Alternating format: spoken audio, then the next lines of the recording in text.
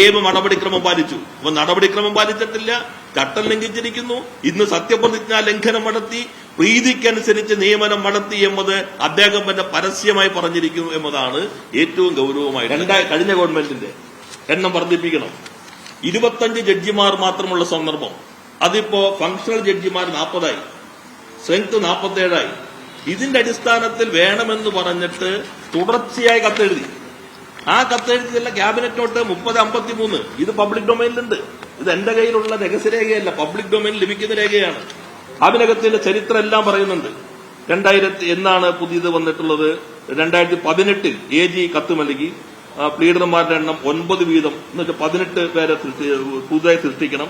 അതിന് കാരണം 9 ജഡ്ജിമാർ പുതുതായി നിയമിക്കപ്പെടുന്നുണ്ട്. എന്നാൽ അത് പരിഗണിക്കപ്പെട്ടില്ല. അത് കഴിഞ്ഞിട്ട് വീണ്ടും ഈ കത്ത് 19 നൽകി.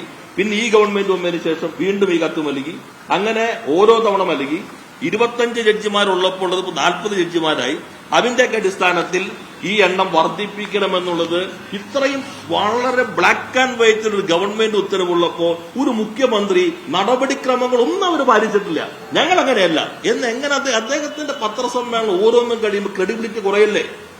അതല്ലേ ഞങ്ങൾ അദ്ദേഹത്തോട് സ്നേഹം കൊണ്ടല്ലേ പറയുന്നത്. ഇതൊന്ന് വായിച്ചു നോക്കണ്ടേ? എല്ലാം വായിച്ചു പഠിക്കുന്ന ആളല്ലേ.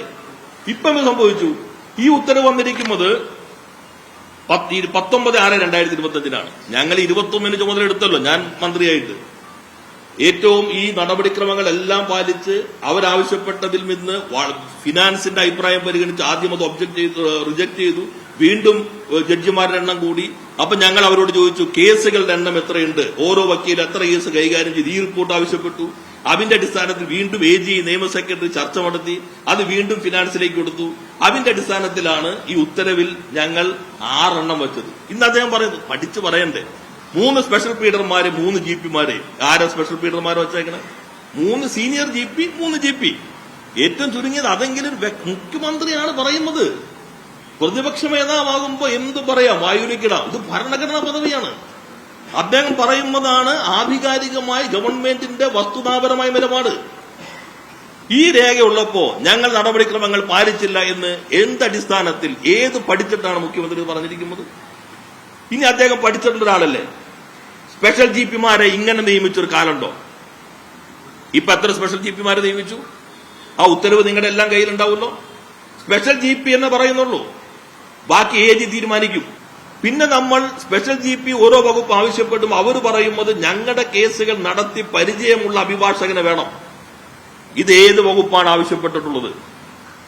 അതിനകത്ത് പ്രാഗൽഭ്യമുള്ള ആളാണ് എന്ന് ഏതെങ്കിലും തരത്തിലും ഒരു ചെറിയ സൂചനയെങ്കിലും നിങ്ങളുടെ മുൻപിൽ വന്നിട്ടുണ്ടോ? നിങ്ങൾ ആളെ തീരുമാനിക്കുകയാണ്, എന്നിട്ട് നിങ്ങൾ AG-ക്ക് വിട്ടുകൊടുക്കുകയാണ്. അങ്ങനെയല്ലല്ലോ നടപടിക്രമം. ഇപ്പോ ദേവസ്വം കൈകാര്യം ചെയ്യുമ്പോൾ ഇന്നയാൾ ഏറ്റവും പ്രാവീണ്യമുള്ള ആളാണ് എന്ന് കണ്ടാൽ അദ്ദേഹത്തെ ഏൽപ്പിക്കാം. കേസുകൾ കൂടിയിട്ടുണ്ട്.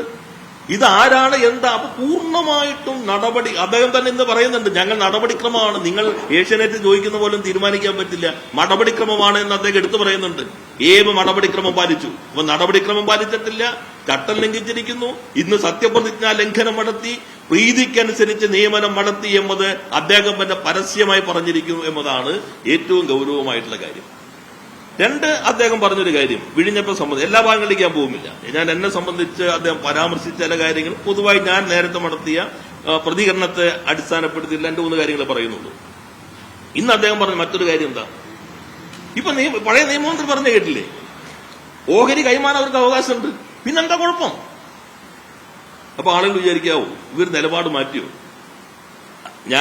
ഞങ്ങളും നേരത്തെ മുഴുവൻ നടത്തിയ പ്രതികരണങ്ങൾ എന്താ? ഈ കരാർ അനുസരിച്ച് ഓഹരി കൈമാറാൻ അവർക്ക് അവകാശമുണ്ട്. പക്ഷെ പ്രയർ അപ്രൂവൽ വേണമെന്നാണ് കരാറിനകത്ത് 5(3) വ്യവസ്ഥ ചെയ്യുന്നത്.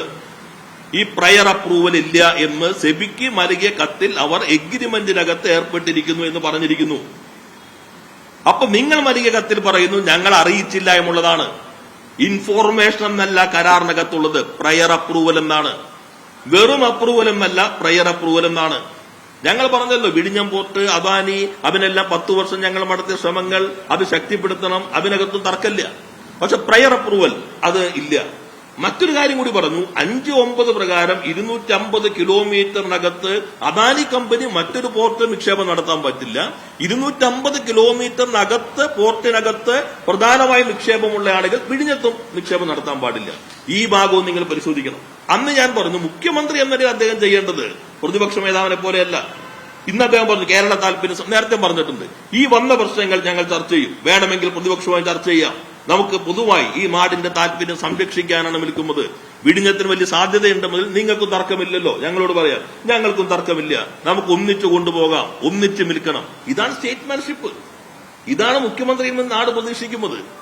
അതിനു പകരം രാഷ്ട്രീയമായ മറുപടിയിലേക്ക്, ആ രൂപത്തിൽ ഒരു ആത്മസംതൃപ്തി കിട്ടുമ്പോൾ താർക്കികന്റെ റോളിലേക്ക് ഒരു കാരണവശാലും മുഖ്യമന്ത്രി പോകുന്നത് അദ്ദേഹത്തിനും നല്ലതല്ല, നാടിനും നല്ലതല്ല.